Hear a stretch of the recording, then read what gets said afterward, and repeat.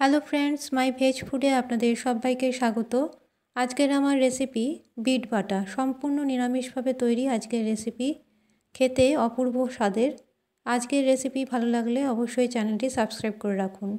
এখানে নিয়েছি দুটো মিডিয়াম সাইজের বিটের খোসা ছাড়িয়ে পাতলা টুকরো করে কেটে এটা জলে 5 মিনিটের মতো ভাপিয়ে নিয়েছি। এবার জল থেকে তুলে ঠান্ডা করে নিয়েছি আর দুটো কাঁচা লঙ্কা দিয়ে এটা একটা পেস্ট তৈরি করে নিয়েছি। দেখুন পেস্টটা এইরকম তৈরি হয়েছে, কোনো রকম জল ছাড়াই এটা বেটেছি।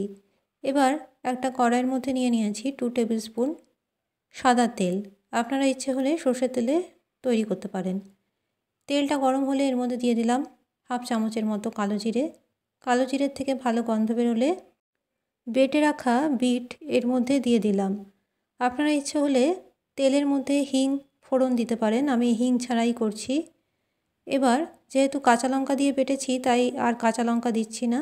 খুব ভালো করে নেড়েচেড়ে এবার এর মধ্যে দিয়ে দেবো হাফ চামচের থেকে একটু কম হলুদ গুঁড়ো আর স্বাদ অনুযায়ী লবণ। লবণ আর হলুদ দিয়ে খুব ভালো করে নেড়েচেড়ে যেতে হবে। এখানে বলে রাখি, আমার চ্যানেলে সব রেসিপি সম্পূর্ণ নিরামিষ। সমস্ত রকম নিরামিষ রান্নার রেসিপি দেখানো হয়, তবে এখানে কোনো রকম পেঁয়াজ রসুন ব্যবহার করা হয় না।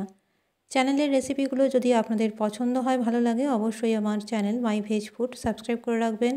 আর Facebook page my veg food অবশ্যই ফলো করবেন। প্রায় 2 থেকে 3 মিনিট এইরকমভাবে অনবরত নেড়ে যেতে হবে। আর এই সময় গ্যাসের ফ্লেম লো টু মিডিয়ামে করে দিয়েছি। এইরকমভাবে 2 থেকে 3 মিনিট অনবরত নাড়তে নাড়তে যখন একটু শুকিয়ে আসবে তখন এর মধ্যে দিয়ে দিচ্ছি 1 চামচ চিনি দিয়ে আবারও একটু নেড়েচেড়ে নিতে হবে। আর একটু শুকনো শুকনো হলে, ভাজা ভাজা হলে বিট বাটা তৈরি হয়ে যাবে। আজকের রেসিপি সম্পূর্ণ নিরামিষভাবে তৈরি। আর যদি এইরকমভাবে একবার তৈরি করে গরম ভাতে খেতে পারেন, খেতে কিন্তু দুর্দান্ত স্বাদের হয়। আজকে যারা আমার চ্যানেলটি নতুন দেখছেন তারা চ্যানেলটি সাবস্ক্রাইব করে রাখতে পারেন যদি নিরামিষ রান্নার আপডেট পেতে চান, কারণ আমার চ্যানেলের সব রেসিপি সম্পূর্ণ নিরামিষ। আশা করি আজকের রেসিপি বিট বাটা আপনাদের ভালো লাগবে।